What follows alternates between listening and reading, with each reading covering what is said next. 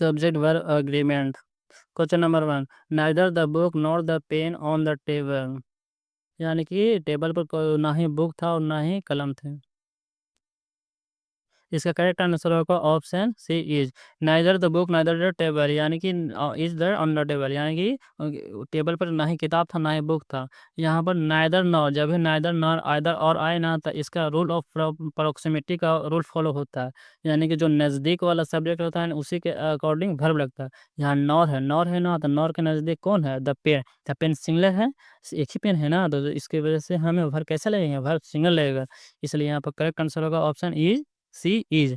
Option A है are, option B है were, ये पुलर है इसलिए पुलर का यूज नहीं होगा। ऑप्शन डी वाज है, वाज सिंगलर है लेकिन यह सेंटेंस पास्ट नहीं जा रहा है, इसलिए ऑप्शन डी भी यूज नहीं होगा। करेक्ट आंसर होगा option C is.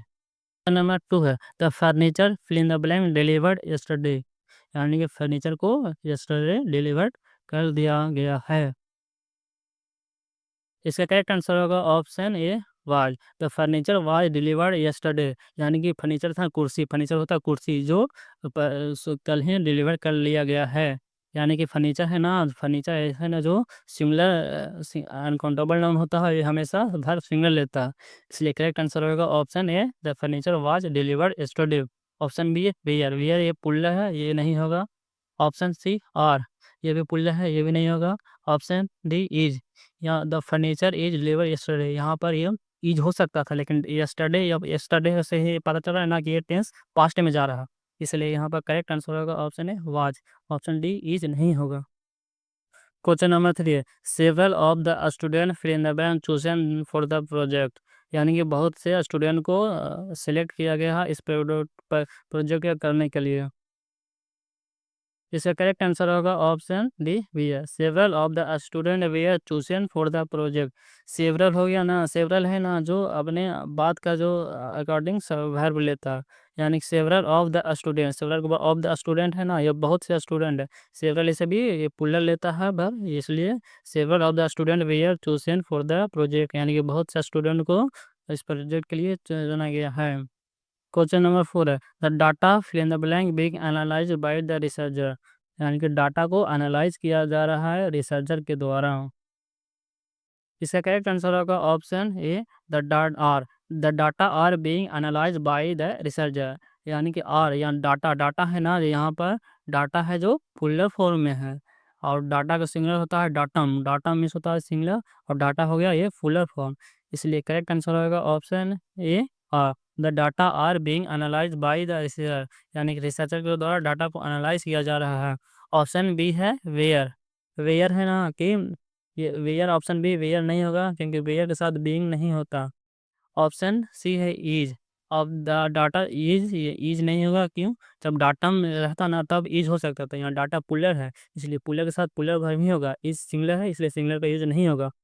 Option D has, has भी नहीं होगा क्यों? क्योंकि हैज के साथ बीन का यूज होता है, हैज बीइंग नहीं होता है। क्वेश्चन नंबर 5 है the team members fill in the blank argue among themselves. यानी कि टीम मेंबर है ना जो बहस कर रहे हैं अपने आप में। इसका करेक्ट आंसर होगा ऑप्शन बी और the team member are arguing among themselves. यानी कि टीम मेंबर है ना जो अपने आप में बहस कर रहे हैं। द टीम मेंबर, मेंबर्स या टीम मेंबर्स है ना जो पुलर है, इसलिए वर्ब भी यहाँ पर क्या लगेगा? पुलर लगेगा। Team member are arguing among themselves, यानी कि वो लोग अपने आप में बहस कर रहे हैं। ऑप्शन ए है इज सिंगलर है, ये नहीं होगा। Option C were, were plural है, ये हो सकता था लेकिन यहाँ पर सेंटेंस से हमें पता नहीं चल रहा है कि सेंटेंस पास्ट में है। अगर जो सेंटेंस पर यहाँ पर पास्ट में पता नहीं चल रहा, यानी कि सेंटेंस कैसा है? जनरल सेंटेंस है, इसलिए यहाँ पर करेक्ट आंसर होगा option B R. Question number 6 $20 fill in the blank all I have.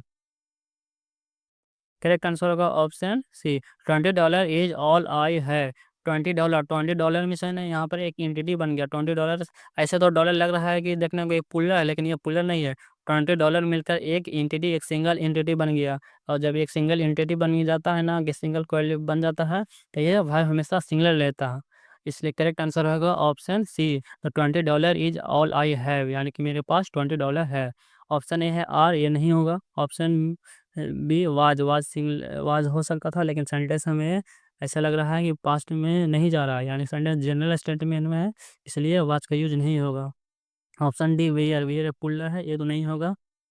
Question number 7 है, the flock of birds fill in the blank flying south to for the winter. यानी कि जो flock है ना, bird का group है ना, जो फ्लाई करते हैं साउथ, साउथ में चले जाते हैं विंटर यानी ठंडे के समय में।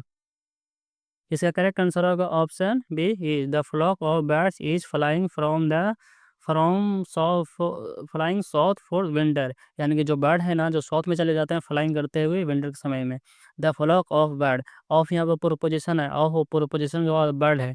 यानी जब ये प्रोपोजिशन आया ना, प्रोपोजिशन के बाद हमेशा ऑब्जेक्ट होता है, तो ये ऑब्जेक्ट जब भी हमें वर्ब लगाना रहता है तो सब्जेक्ट के अनुसार वर्ब लगता है, ऑब्जेक्ट के अनुसार वर्ब नहीं लगता। इसलिए यहाँ पर मेन सब्जेक्ट होना, द फ्लॉक मेन सब्जेक्ट है।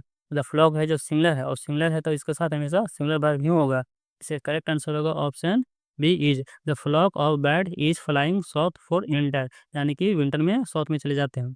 ऑप्शन ए है आर नहीं होगा, पुल्लर है। ऑप्शन डी ये भी पुल्लर है। क्वेश्चन नंबर 8 है, each of the book fill in the blank a different colour.